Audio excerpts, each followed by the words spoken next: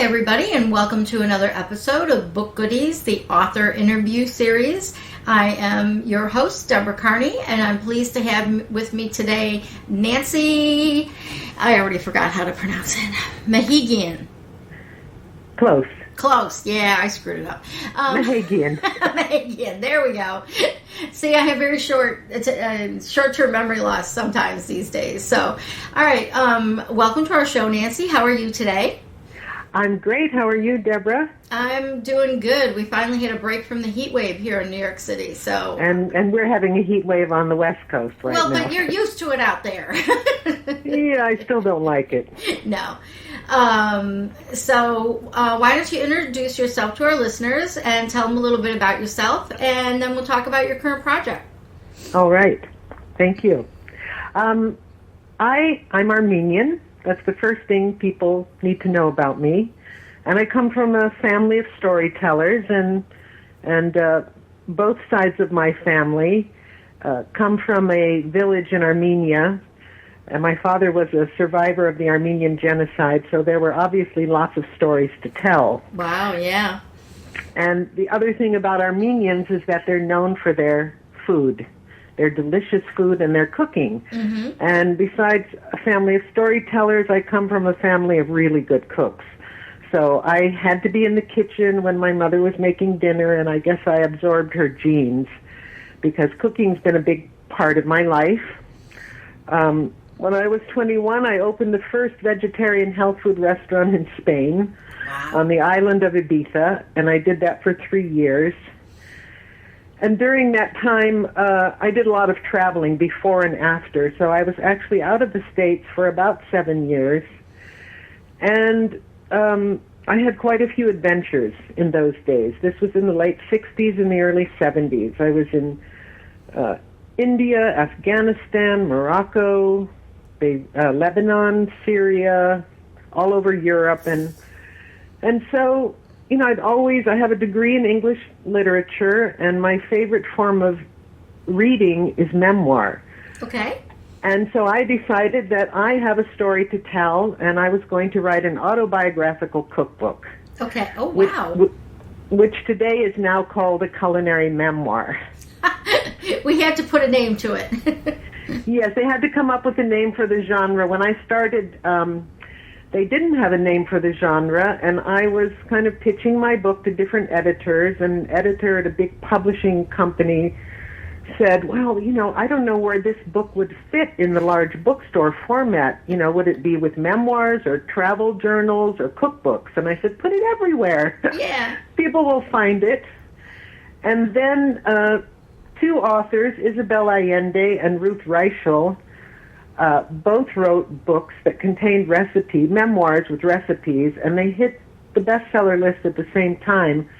Thus, the culinary memoir was born.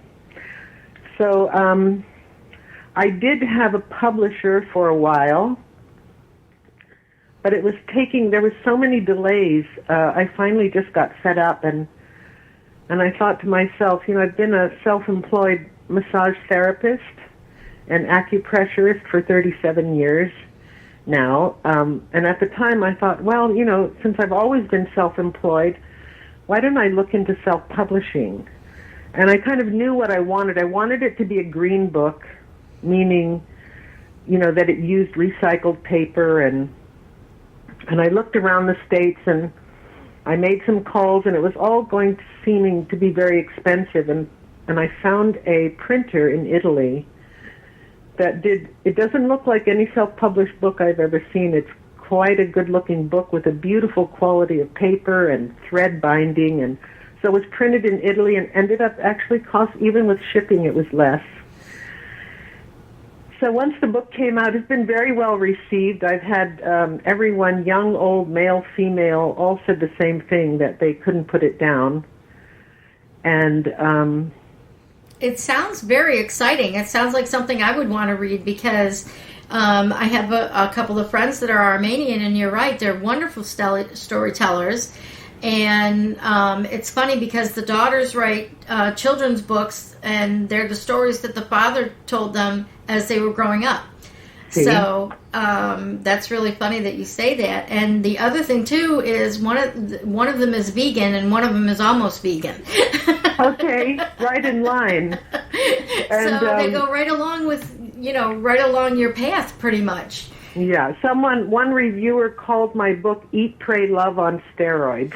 Oh, I love it. That's awesome. And Quincy Jones gave a quote for the front of the book, and it says, a spicy brew of recipes and adventures. I don't know whether to eat this book, smoke it, or make love to it. Now, that's a compliment. It is. And so the book came out. I've had a fantastic time promoting it. And as all self-published authors know, even, authors with traditional publishers, you really have to do the promotion yourself. If you're really famous, the publisher might send you on a 3-week book tour if right. you're lucky. But otherwise, it's all up to you. So as a self-published author, I spent hours online. I went into bookstores, and usually they were very receptive. I got quite a few book signings that way. Mm-hmm.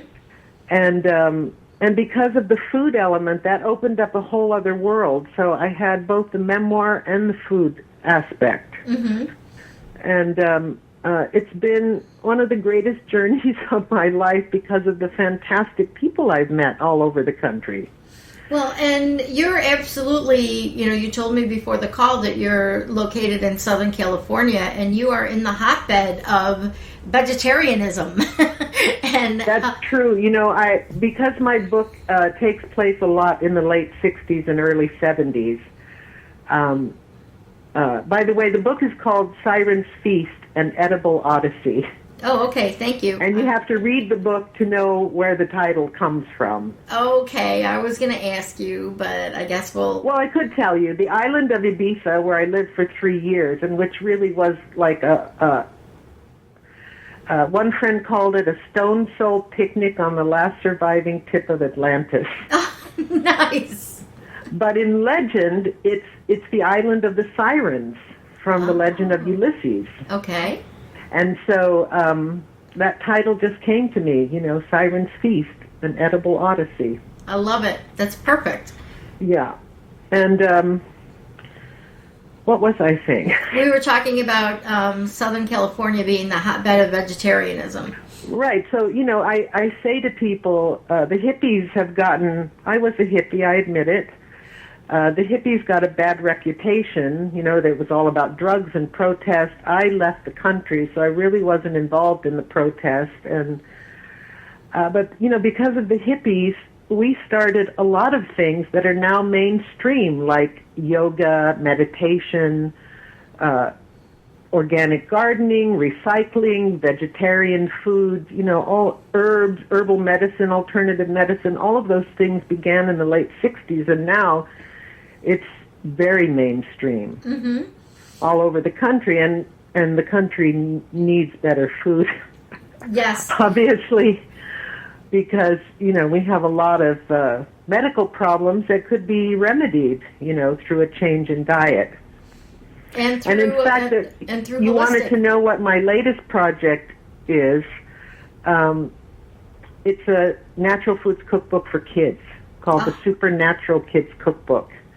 And I'm now working on volume 2. And I've been very fortunate because for this book I actually have a boutique publisher. Okay.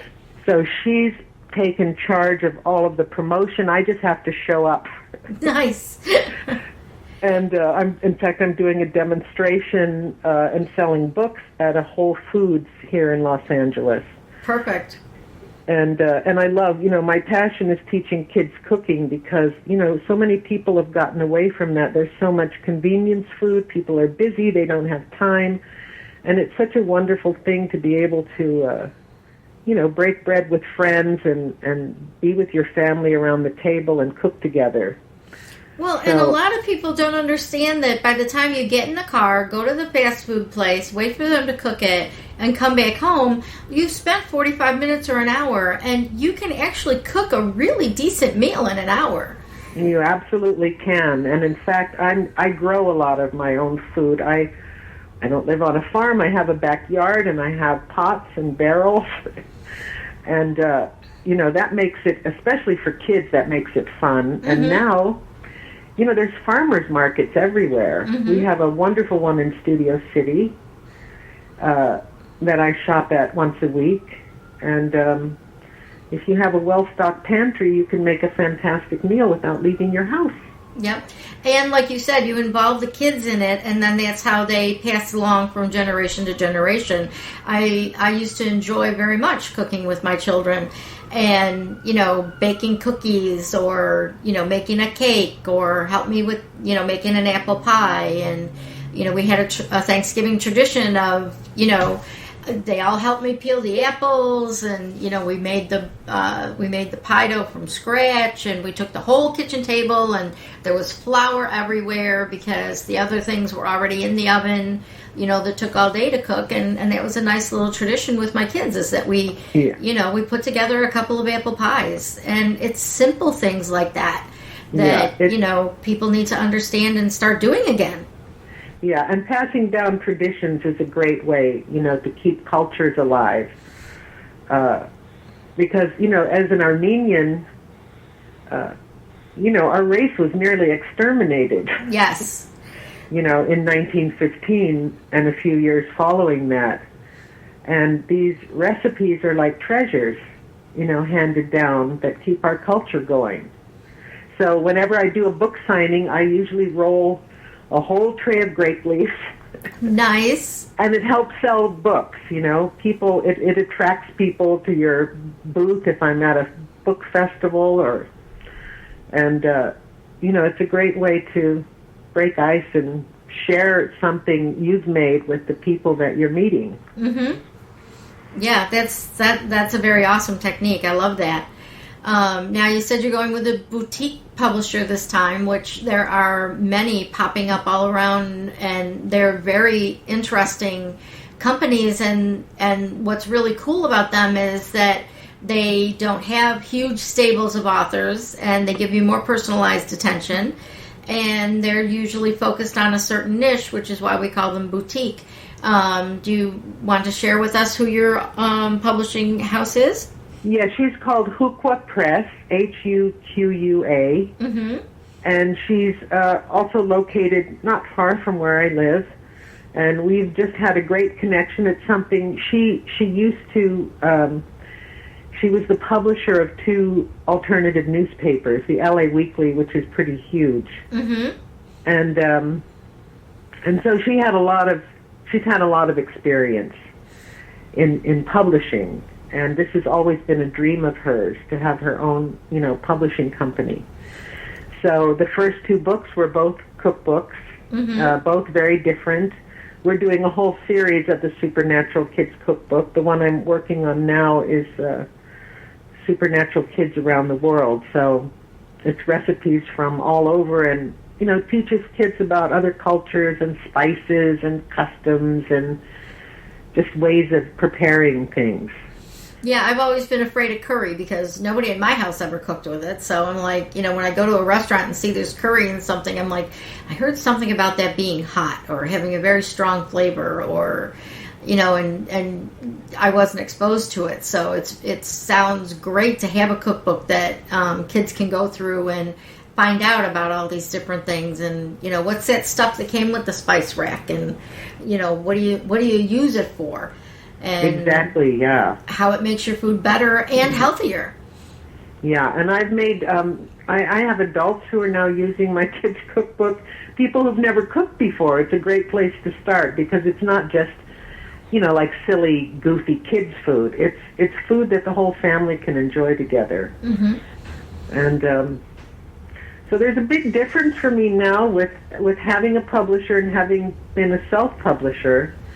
As a self-publisher, you're not only the author and the publicity person, you're the shipper.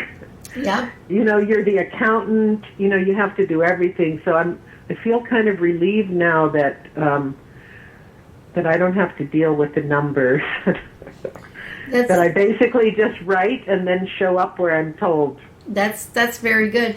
And that you have someone that edits in a way that you're comfortable with. And obviously, straight up cookbooks, are not as difficult to edit as some other, like I'm sure your first book, being that it's a combination of a memoir and a cookbook, that must have been a little bit difficult to edit. And like you said, it was a genre that wasn't established yet, so it was a little bit difficult to market, but it was also a joy to market because you hit 3 different main topics. Yes. And you could get on 3 different types of blogs and social media and, get a good following on each of them. Yes, and, 4 years later, this book still has legs because I just recently appeared at a writers club in Ventura County that's been going since 1933. I do memoir nights with the woman who really helped me a lot with writing my memoir. Wrote a book called Your Life is Story, and she's like sort of the expert in memoir. Okay. And we do memoir nights at libraries, which is really a fun thing too at public libraries. That does sound fun. And I wanted to say that in putting together my book, because at the time I was really working full-time as a very busy, can I say masseuse to the stars? Because that's kind of been my career living in Los Angeles. Where you live, that's who you're going to massage, yeah. Yeah. And so I had to be very disciplined about my writing. It did take me about 7 years to finish the book because I had to get up. I did all my writing early in the morning. I'd get up 2 hours earlier to write. And, but, it did, if anyone out there is thinking if they have a story to tell, now that there's so many means of publishing, ebooks and all of that, just go ahead and do it. And don't worry about the rest. Once you get the story down, then you've got something to work with. Well, and that's really funny because the last woman that I interviewed in our writer's author podcast, she said the exact same thing. She said she locked herself in her room for like a weekend, and she allowed herself to write garbage. She told herself that she was going to allow herself to write garbage, and then because she had a roadblock, like a lot of us do, I'm not going to work on it. I haven't got time. I can't finish it. I know. And, she just plowed through and got a first draft done. And, many of us can't do that, but I've also interviewed a number of authors that, working home moms that, like, when they take their kids to dance lessons or horseback riding or whatever, and they have to sit there for a half hour with nothing to do, she brings her laptop with her and she writes. Well, remember J.K. Rowling wrote on napkins in a coffee shop while her baby was sleeping. Yep. And, just get the ideas out any way that you can. Yes. And don't be worried about the finished product when you're getting started. And no, everyone knows the first draft is going to be garbage. Yep. But, it's like kind of, you just have to get it out there and then you can shape it. So thank goodness for, cut and paste. Mm-hmm. Yeah. Cut and paste to move things around and delete, so no one ever saw the really bad stuff. And it helps. I've taken memoir writing classes. That's where I met this woman who wrote Your Life is Story. And I've been in writers groups, and that's very encouraging because then you have a real support team. You're not afraid. Everyone reads their stuff in front of everyone else. People can comment on it. It's usually never criticism. It's just suggestions. Mm-hmm. And it's a very safe environment to have a, writer's group. And because you feel compelled, for the next meeting I need to write something. Oh, no, I can't show up and not have anything to read. Yeah. And so that's been very helpful. And, actually, just recently I have another book that's just come out called The Oprah. It's a total departure. I wrote it with a friend. Mm-hmm. It was her idea. She asked me to work on it with her. And and it's called The Oprah Effect. Mm-hmm. And it's the lessons we learned from Oprah and how we can apply them in our own lives, and personal anecdotes about how we did apply some of those lessons that, she shared with us on all those years of 25 years. Yeah. Yeah, she's been around a lot. I'm kind of excited about that one, too. Yeah, that's a great idea for a book. And it's it's a statement of our society, actually, that, she started out also way back when, not only were there not very many women talk show hosts, a black woman talk show host. So talk about a pioneer. She got herself out there and she empowered other women all the way along the way. She did. She's fabulous. I do love Oprah, I have to say. Well, and not only did she inspire women, a lot of men secretly would say to me, I watch Oprah every day at 4. And Absolutely. I'm like, what? But, yeah, she's got a lot of fans. Yeah. And now I want to go back to the massage therapy that you do with the stars. I'm sure you've got a few books in there that could share some things without naming names of, stories that you have from doing that through the years. That has been a real adventure, and that's something I'll do until the end, probably. Right. I studied an ancient Japanese healing art called Jinshin Jitsu. Okay. I was looking for something after I came back from Europe and having had the restaurant and some other misadventures along the way. I came back to the States with my daughter. I'd been a single mother. And I had to figure out how I was going to take care of my daughter. Right. And I decided on this career of massage, and I heard about this Japanese woman in Arizona. I do write about her in Siren's Feast towards the end of the book, because it's Siren's Feast is a real spiritual journey. Okay. And it makes a complete circle. And I found after, going on pilgrimage in India, climbing in the Himalayas, and doing so many things, looking, I was a spiritual seeker. Mm-hmm. I actually found my spiritual teacher and my life path in the city where I grew up. Nice. At the end of this 7-year journey, I was raised in Phoenix, Arizona. Okay. And my teacher is a Japanese woman who is the only living master of this ancient art, Jinshin Jitsu, that dates back 6,000 years. Mm-hmm. It's the basis of all the healing arts. And I tell people it's acupressure because that's what the term most people are aware of. Mm-hmm. And it's balancing and harmonizing the energy flows in the body. But I started my practice in 1978. Mm-hmm. And at that time, I actually started in 76.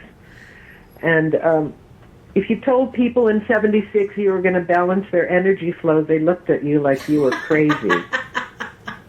Right. It was really woo-woo then. Yeah. But if you say you're a massage therapist, then And so I learned massage. I had 5 lessons to learn massage because I'd been practicing Jinshin for 3 years, but it was going so slow. Right. And people kept saying, oh, I thought you were a masseuse. Oh, too bad you don't do massage. So I learned the massage, and because of my knowledge of all the pressure points and the energy flows in the body, as soon as I started giving massages, my career just took off. Beautiful. And so, for almost 30 years, I was just book solid with a pretty impressive, kind of like a who's who of Hollywood. Nice. And that was really fun. And in fact, in 1980, my dream when I started my practice was that one day I want to go on the road with Sting or with a rock and roll band. Yep. And it happened. In 1996, I was the massage therapist for the Eagles' Hell Freezes Over World Tour. Nice. And that was also some of the most fun I've ever had because we were all over Europe and, it was pretty exciting. Well, and, that those guys they really hurt at the end of the shows. I can just imagine. And I would think that was very exciting just to go where they go and see how people react to them, and you're I heard that I was in concerts where there was 55,000 people, nice. Like at Wembley Stadium. Wow. So that was a very exciting time of my career. And if you ever come to New York. I do, and I love New York. I miss New York. When I lived in Las Vegas, I had issues with my back, and I found a wonderful massage therapist. And I just recently discovered in Phoenix, of all places, hot stone massages. And I love a good massage. I've been having massages for years. I call that my health insurance. Yeah, exactly. For people out there, I know this may be a little bit of a digression, but as a writer, you're doing a lot of sitting, you're doing a lot of writing, you've got some things in your body that might be getting clogged up. Go find a good massage therapist, and instead of having to pay the doctor to treat you for carpal tunnel, and whether you have health insurance and it covers it or not, paying $150 for a good massage, if you can't afford it every week, every other week, or once a month, and you will find a huge change in your health and in your thinking process and just in your body in general, if you find that right massage therapist that is going to be able to that you can stick with. But there's my goddaughter has gone into massage now. I did some training with her, and she's quite amazing. And now I don't know if you have that in New York, but all over LA now it's everywhere. You can get Thai massage for $39. Now you can get Chinese foot massage, and they do your neck and shoulders for $25 for an hour. Yeah, not in New York City. Not in New York City. In New York City, the going price is $150. Oh, wow. Well, we have, there's massage envy and massage mad. There's so much now going on that I'm glad I have the writing, because the massage career has slowed down, because now there's so much more available to people. In terms of... But you were meant to do the massage when you needed to, and now you're given the time to write all these wonderful books so that you're able to help even more people than you do with your massage. I hope so, yeah. No, I totally And I am working on the next like Jane Fonda said, every life has 3 chapters, and she's just written her 3rd chapter book. Okay. And so Siren's Feast is like my first chapter, and the second book is more my 30 years of my career in Hollywood as a massage therapist. Okay. And I'm working on that one too. So yeah, I'm pretty busy. Yeah. But I do get up every hour from sitting at the computer and stretch or move or cook. Yeah. Because it's important, not to sit too long. Sitting there finding out is really harmful to us. Yeah, and it's more harmful than we realize. Yeah. And, we have an elliptical. My office, quote unquote, is in my living room. It always has been. I was a work-at-home mom, and the computer always had to be where the kids were so that I couldn't isolate myself. Yeah. And so my computer has always been, and, when I moved in with my boyfriend in New York City, his mom is like, why are your computers all in the living room? That's the living room. And I'm like, well, the work that I do is, requires me to be at my computer a lot, and I don't want to shut myself away from the world just because I'm working. And we got an elliptical machine, and it's sitting in the living room, because if I put it in a workout room or, the back of the house and hide it away, neither one of us will either get up and go on it. So absolutely. Mine was always in front of the TV. So. Yes, and my TV is 6 or 7 feet away from my computer, and the elliptical is right in front of it, and I can watch the news, or I can watch the Food Network or whatever, and get on the elliptical for however long I can tolerate. And it doesn't feel like you're working out, and it doesn't feel like you have to count down, how many minutes have I been? How far did I go? You're just standing there and, not just standing there, but you're getting yourself moving, and you haven't had to remove yourself from your comfort zone. It's right there. And that's a good plan. Yeah, other people may think my house is a little strangely organized, but they don't live here. Yeah, exactly. It has to work for you, not them. Right. And, for writers, even if you get one of the, get a little exercise bike, or get a bouncy ball that, those big balls that they use for chairs sometimes now, just switch things around. Little changes can make you much healthier. And when you're healthy and not thinking about your health, you are going to be more productive, because your mind is going to have more, isn't going to have to think about your health as much, and it allows you to be more creative. Yeah, good health is our wealth, that's for sure. Well, and I think every writer should go out and get your book, the Siren book, and I tell you, I don't think they'll be disappointed. Yeah, and the kids' cookbook, because I love the idea of a culinary memoir. I've never heard the term before, but like you said, in most of the major cultures, food is a big part, the family dinner table. And people are getting away from that. And I think that your book and your kids' cookbooks are going to, help speak to, like Michelle Obama. She's out there telling people, grow. I did send one to Sasha. I sent Sasha and Malia each a copy, and I did get a thank you from the White House. Oh, beautiful. So that was really thrilling. Actually, I wrote the first one, the first natural foods cookbook, actually the first vegetarian health food cookbook for kids on the market in 1977. Wow. But it was just a little bit ahead of its time. Right, people weren't and ready at that for it. time, Carter was president, and I sent one to Amy Carter, who was a child in the White House, and I got a handwritten thank you from her. That's lovely. But, times have changed. They got to make sure there's no bombs coming in the mail. Yep.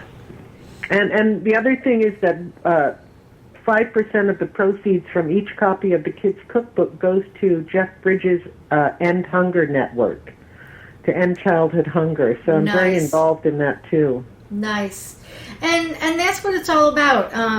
I talked to another author that gave some of their proceeds to a different charity each month, and he didn't just donate the proceeds. He actually had his family get involved with whatever the charity was, and go do book readings and get involved with as a volunteer with whichever charity they needed. So each month they not only made a contribution, but they also contributed their time and got other raised awareness for other people to get involved.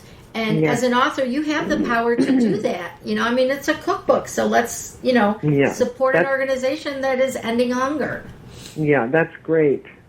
I did I did an event with for Jamie Oliver had the Food Revolution Day. Yeah. To eat real food. Yeah. And that was really fun to do. That I can imagine, because I'm a big fan of Jamie Oliver. I was going to say you and he have share the same passion, which is get out of McDonald's and get into the kitchen. Yeah. And when you hear about, there was just a story on the news the other day about some guys in, I don't know which state it was in, but they were in a fast food restaurant and they photographed themselves standing with their shoes on top of all the lettuce. Oh my God. On top of all the shredded lettuce. Right. They didn't know that they could be, they posted it on the internet and they traced it back and they were all fired, but you don't know what's coming out of the kitchen, yeah. And, there's so much food out there that's not even real food anymore. Right. Between the genetically modified products and, who knows the effect that has on you over time. So my thing is just, as close to the earth as possible, as natural as possible, and make it yourself. You can make so many of these things. We make sweet potato chips. That's one of the recipes in the kids' cookbook. Mm-hmm. Super easy to make. It's basically 3 ingredients, and they're absolutely delicious. And, delicious and nutritious, but it's true. And that's what people need to, especially kids, need to learn. Like, my boyfriend is like, I won't eat anything green. And I'm like, well, what if, so his mom would try to sneak the green stuff in. So like inside the ravioli, it would be ricotta and spinach. Yeah. And then he would be like, oh, you tried to trick me. And then now he won't eat ricotta. Or I'm sorry, he won't eat ravioli from his mom. And, I was recently diagnosed diabetic, so I need to eat better than I was eating before. And so his mom and I are trying to gang up on him, and he's like, I'll try some of your stuff, but I'm going to get a slice of pizza now. Oh, yeah. Well, you can make healthy pizza. You can. Yeah, a lot of my recipes I just adapted, favorites using really good ingredients, and the food is delicious. Yep. It's all about the flavor, and it's what kids get used to from a young age. Yep. You don't want to pervert their taste buds too soon. Yep. Because natural food is delicious. Yep. And like you said before, a lot of spices. Spices don't add calories, they don't add carbs, they don't add, sugar. Yeah. And there's something that can make a plain meal or something that you don't like, they can make it taste better. And all of a sudden, a kid that won't eat broccoli, if you prepare it in a different way with certain spices or herbs, all of a sudden it's not broccoli anymore. It's, something cool to eat. Yes.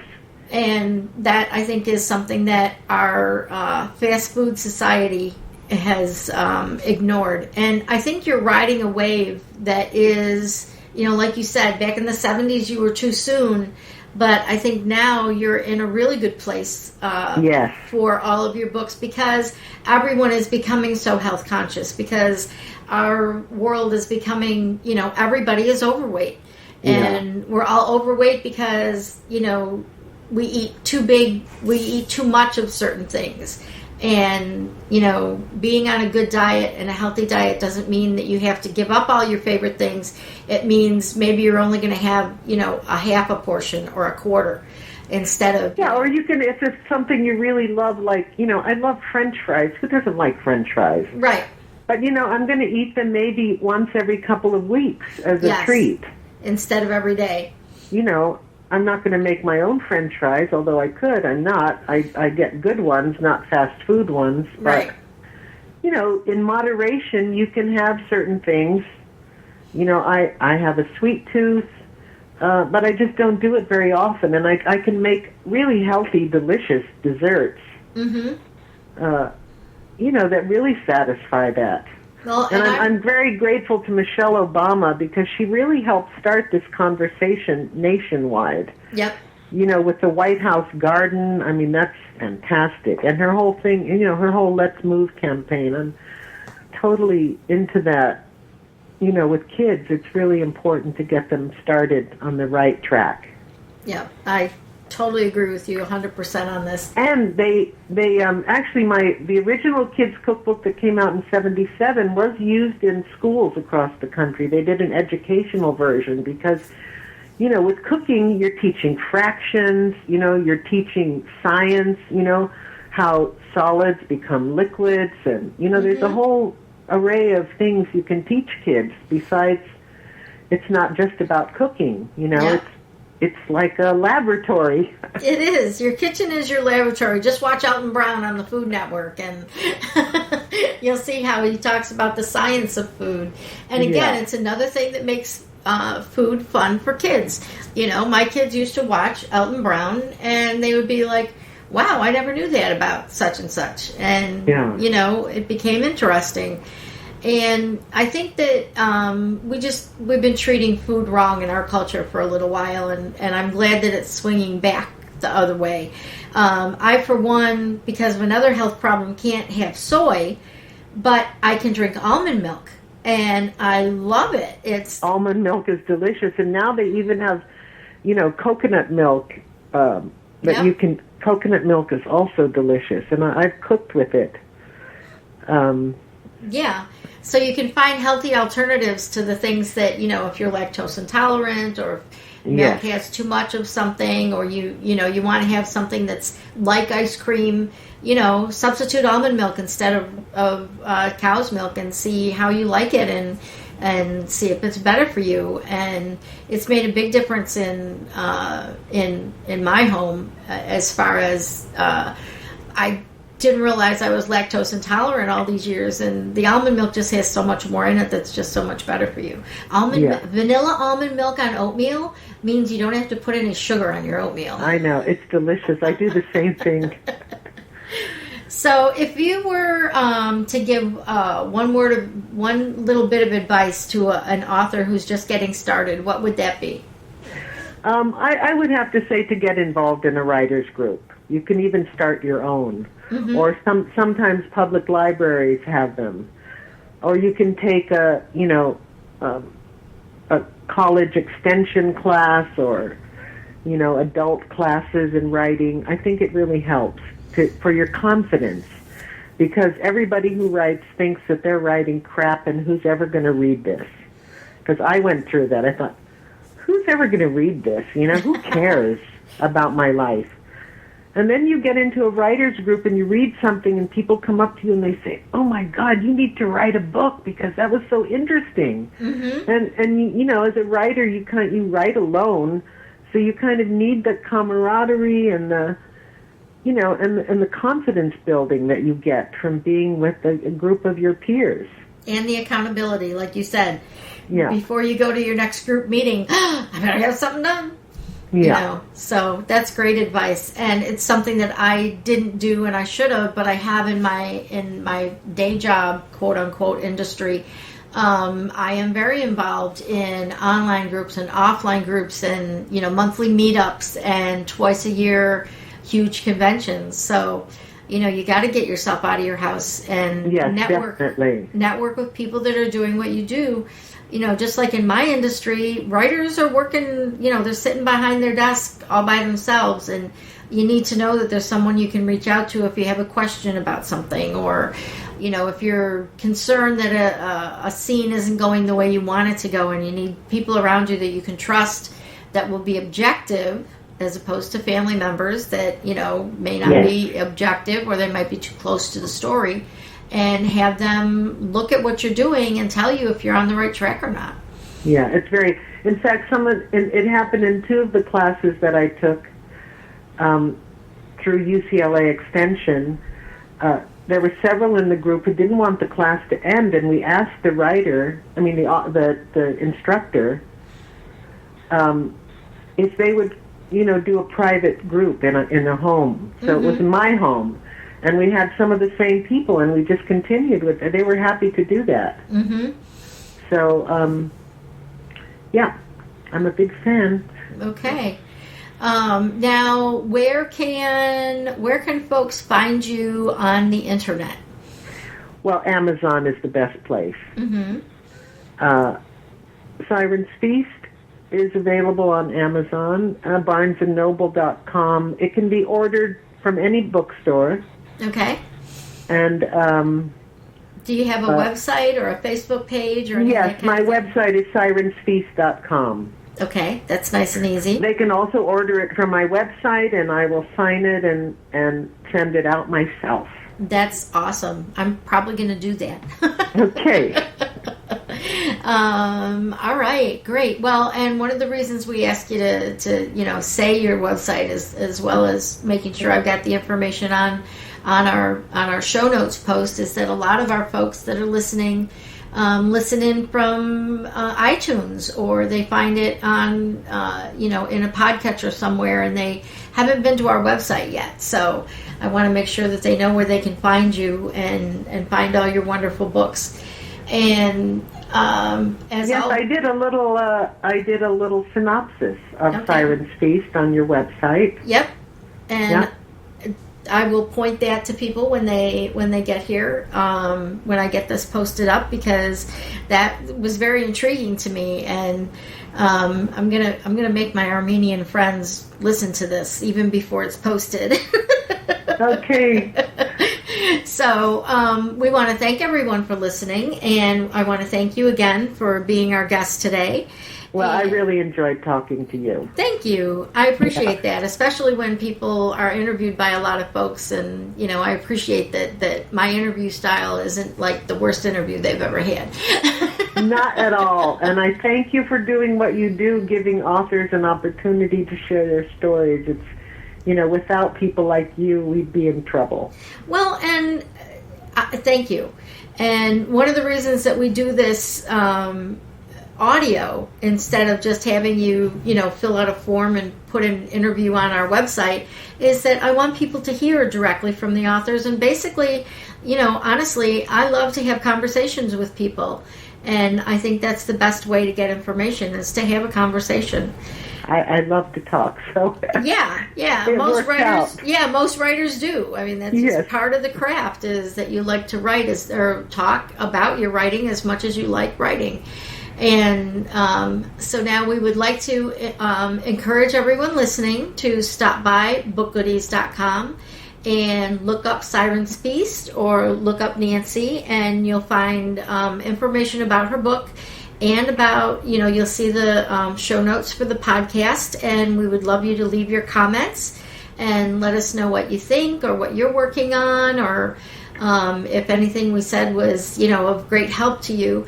And you also at BookGoodies.com can click and contact us and offer to be a guest or let us know what topic you want to hear a podcast about. And then we can, reach out to our network of folks and do a podcast, that will help you on something that you're stuck on. And you can also do like Nancy did, where you can click on the tell us about your book, and you can put a synopsis and a link to your book on Amazon, Barnes & Noble, Lulu, CreateSpace, wherever you happen to have it. And, people can search the internet and we'll find your book on our site.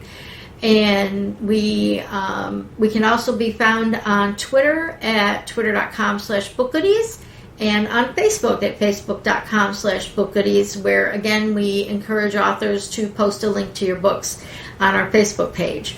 And as always, we'd like to thank Geekcast.fm for hosting all of our podcasts and for having podcasts about all things geek. Including, there's a lot of podcasts about internet marketing and marketing in general on the Geekcast.fm website. And if you want to contact me, you can find me on Twitter at twitter.com/Loxley, LOXLY, or at DeborahCarney.com. And I want to thank everyone for listening. Sit down, get writing, get up, walk around, sit back down, and get writing again. And cook a good meal for your family tonight. And thanks, everybody, and have a great day.